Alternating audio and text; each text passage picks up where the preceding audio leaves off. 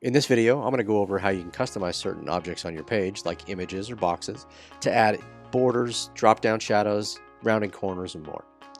First thing you'll want to do, well, in this video, I'm going to go ahead and add a simple box. Now, if you've ever added a box to a page, you've noticed that it's relatively boring, just a plain gray box with a dark gray border. Now, of course, you can change the colors of both of those by simply clicking the paint bucket icon. But for the purpose of the video, I want to show you the more customized options you have. Click the item, the object, whatever that may be it an image or box, and click the Choose Effect icon. And you can choose from these predetermined designs, and you can see how that changes. And in addition to that, you can click the Customize Style, and you can change the border width, the border color. You can even add some drop-down effects. Choose this one. You're going to have this same shadow effect on this one. Again, rounding corners, border color, and finally border color. So you have a number of different options for each one of these different styles. This one here, I like this one actually, is one of the ones that I use pretty often.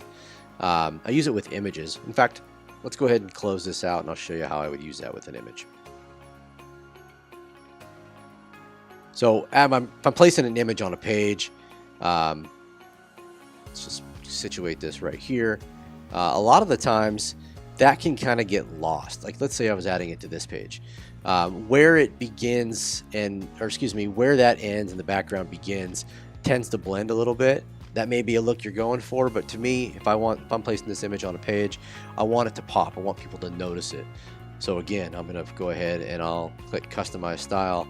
And I'm going to choose this one here, and I will limit probably all of the other effects. In fact, I'm going to reduce that border style as well, because I just want the image to pop and I just want that shadow to be shown. And I'm going to show you what that looks like. Now, it's subtle, but you can see it looks like it's almost lifted on the corners. It's not too much. It doesn't necessarily need to be that loud. But it does give you that feel that, hey, I'm going to notice this. It lifts it off the page a little bit. And maybe I'll add a little bit of a drop shadow too, so I have that effect all the way around it. You can see now that it gives you that effect on all the way around, and of course the lifted corners on the bottom.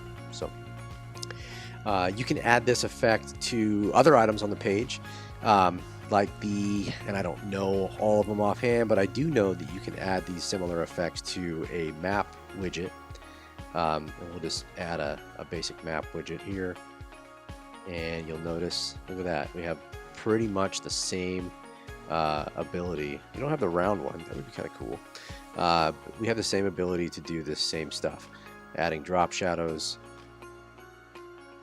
editing the border width, etc. So that's about it.